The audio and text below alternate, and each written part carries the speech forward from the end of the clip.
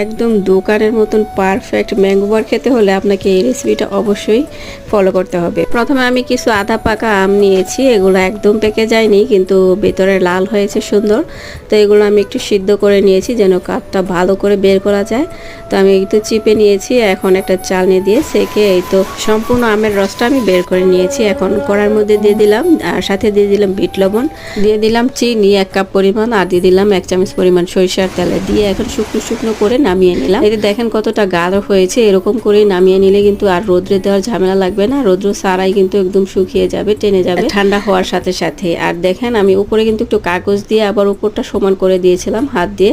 আর এখানে এক্সট্রা আর কোনো মশলা ব্যবহার করবেন না, যে সরষের তেল, বিট লবণ আর বাস চিনি দিলে কিন্তু একদম দোকানের যে ম্যাঙ্গো বারগুলো সেগুলোর স্বাদ পাবেন। আর আপনি চাইলে একদম ফ্রিজে 5 থেকে 6 মাসের মতো রেখে দিতে পারেন। আর ভালো লাগলে অবশ্যই লাইক, কমেন্ট, শেয়ার করে সাথে থাকবেন। আসসালামু আলাইকুম, আল্লাহ হাফেজ।